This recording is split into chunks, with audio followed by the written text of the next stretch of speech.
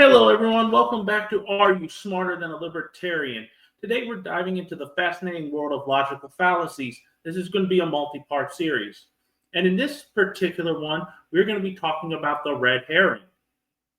Ever felt like someone just threw a curveball into a conversation to distract you? I've had that happen to me. And both parties do it, both the right and the left. Well, that's exactly what a red herring does. It throws you off the trail. It's dragging a smelly fish across what they're talking about so you get distracted by it. I'm going to explain the psychology of it as well. Stick around because in the next 8 minutes or so, we'll break down what a red herring is, why it is so effective, and how you can spot and even use it to stay on track in debates and discussions.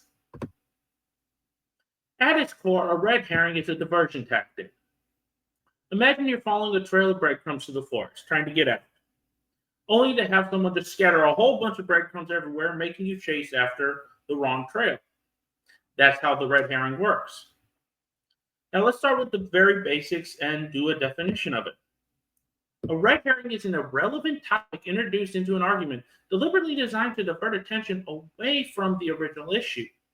It's a way for someone to dodge a difficult question or steer a conversation away from a topic they don't want to address.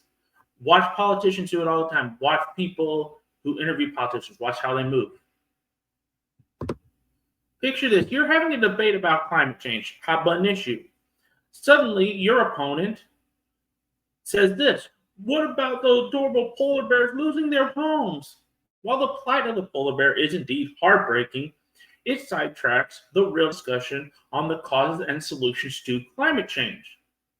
The polar bear is the red herring because it plays with your emotions to get you to go, ooh, over there. And we get distracted by that, and I'm going to get into the psychology of that in a little bit. And it takes away from the critical issue you guys were talking about. Here's something more for the younger generation. Red herrings are like pop-up ads. When you go to a website, that's why on mine, I have ad blockers. They grab your attention and lure you away from what you originally set out to explore. Now, let's dig a little deeper into some real-world examples. In politics, a common scenario is when a politician is asked about their stance on healthcare reform.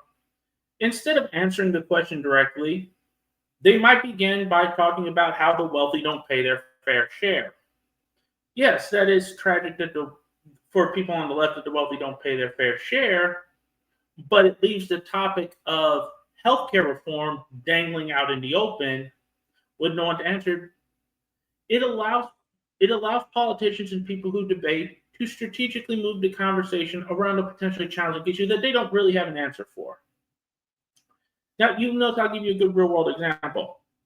Kamala was asked about a policy position, and she started off by, "I grew up in a middle-income household." That doesn't apply. That wasn't germane to what we were talking about in the discussion. Notice how in the example I gave that healthcare was the issue, but they shifted it to the wealthy not paying their fair share, which is a little more emotional, a little more grabbing.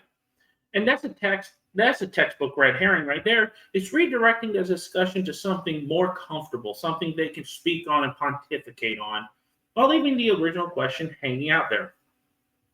But now let's ask the question, why do people use red herrings? The answer lies in psychology, as the answer to most everything does. When confronted with a challenging question or weak argument, introducing a red herring creates cognitive dissociates. Your brain is naturally inclined to follow new and engaging information, even if it's off topic. This distraction can effectively confuse and even persuade an audience that the original issue isn't as important as it seems. The old sleight of hand, let's go with some magic. I'll give the magic trick as an analogy. Think of this as a magic trick. A magician draws your attention on one hand while the other hand performs the trick. In debates, the red herring is that flashy distraction, while the real issue slips by unnoticed and we don't care because the new exciting thing. Now, let's have a little interactive fun. I'm going to present you a few scenarios, and I want to see if you can spot the red herrings. Also, if you want to comment in the video, please comment and give me some examples of red herrings you may have seen in your own life. Scenario 1. During the discussion on urban pollution, one participant suddenly argues that about the benefits of organic food. Which part of the statement is the red herring? I mean, this is a fairly easy one, but if you guess the organic food, though interesting, is unrelated to urban pollution. You're right. It's a classic example of diverting the conversation away from the main topic because they don't have an answer for how to deal with urban pollution. Now, let's go on to scenario 2, maybe a little harder to see in this scenario. In a debate about the rising cost of college tuition, one speaker began praising the university's state-of-the-art athletic facility. Again, the focus has shifted from tuition costs to sports facilities. This is yet again another red herring, because what does the cost of tuition have to do about how great the new state-of-the-art facility is? You can make an ancillary connection, but it's not the main topic. Now, here's what I want you to do, a little homework. Just keep practicing this. Talk to people, engage with people, and soon you'll become an expert at spotting these red herrings and not being derailed by them. Now that we know what a red herring is and how it works, how do you counter this? Because it's very easy to get distracted with emotions and go off into it. I'm going to give you a few strategies of just how to get the focus back on the real issue and some verbiage you can use. Recognize the distractions. Stay alert. If the topic suddenly shifts in a way that doesn't directly relate to the original issue, that is your cue that they don't want to have that conversation anymore. You can ask a clarifying question. You can politely inject with something like, I don't know, I see that this is interesting, but how does this relate to our discussion on climate change, urban pollution, gentrification, whatever? This not only calls out the diversion, but also encourages your opponent to explain the connection or a lack thereof a connection. And see, this is what we have to really learn. You can also refocus the conversation. You summarize the original question and steer the discussion back. For example, you say, to get back on track, let's focus on the impacts of rising tuition fees on student enrollment. If you hear noise in the background, that's just my dog. These techniques empower you to not only spot red herrings, but also to keep the conversation and debate centered on real issues. And here's the thing, red herrings aren't just found in the realm of political debates or academic discussions. They're everywhere in everyday life. You ever been in a heated discussion or conversation with friends only for them to suddenly switch topics when you bring up something important? Or perhaps it is an advertisement where marketers emphasize the features that's flashy but not really relevant to your needs. This is one of the things that we do in marketing and sales. It just is what we do.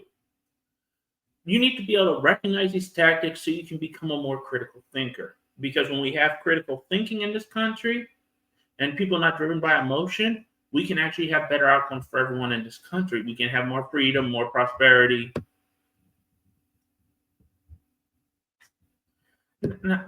Hey, Winter.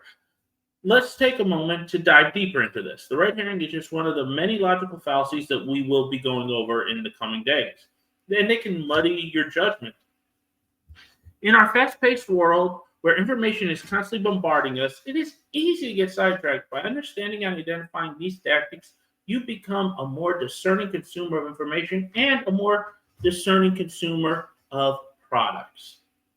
It's not just about winning an argument. It's about thinking critically and making decisions based on solid evidence. That's what a lot of people don't want to make a decision based on, is solid evidence. They want to make it based on emotion. Now, consider this. Every time you encounter a red herring, it's an opportunity to practice clarity in your own reasoning. Reflect on why the diversion was used and what the real issue was. Over time, you'll find that your debates become more focused and your decisions more informed. And that's what we need to have. We need to have conversation and dialogue, and they need to be informed, not just emotionally driven.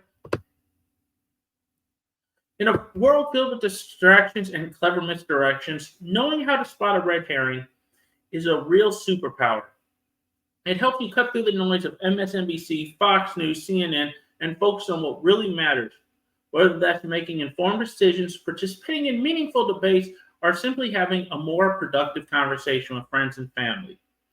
Now, if you found this deep dive on the red herring fallacy helpful, make sure you hit the like button and subscribe to Are You Smarter Than a Libertarian? Share your own experiences in the comments because we've all had them. Everyone has them. And this is going to help others become more critical thinkers. Give some examples. I will respond back to pretty much every comment made.